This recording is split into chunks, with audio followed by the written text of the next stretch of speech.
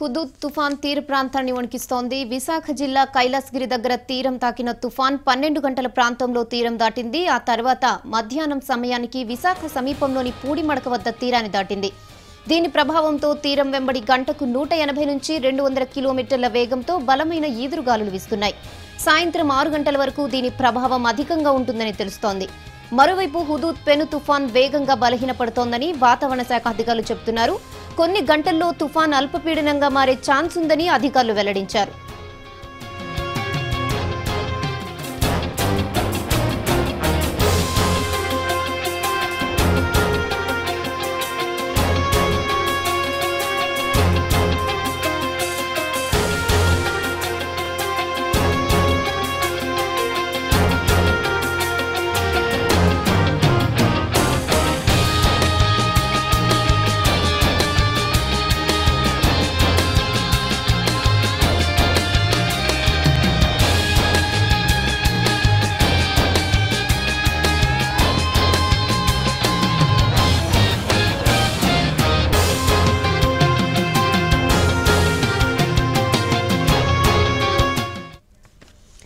Hudhud తుఫాన్ సహాయక చర్యలపై ఏపీ సీఎం చంద్రబాబు మాట్లాడుతున్నారు. ఇప్పుడు లైవ్ చూద్దాం.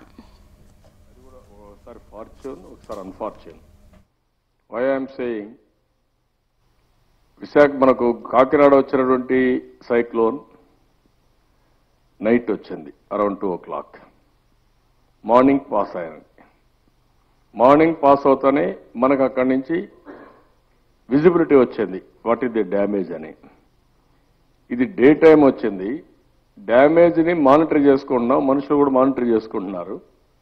కానీ ఈవినింగ్ 6 వరకు రెయిన్ ఉంటుంది.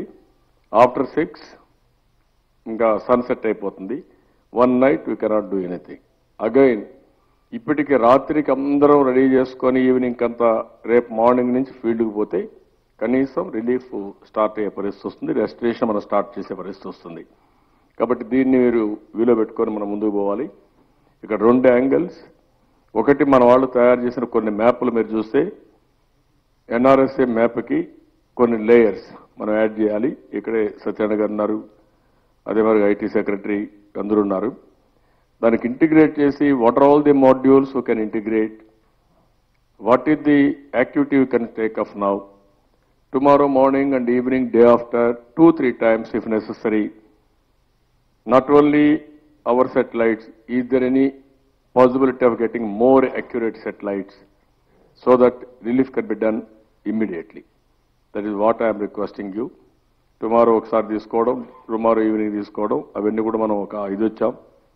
నిన్న నేను రాధాకృష్ణ గారితో మాట్లాడాను. ఈ also said very clearly will help you. And also cabinet secretary కూడా చెప్పాడు. ఈరోజు మధ్యాహ్నం కూడా మాట్లాడాం.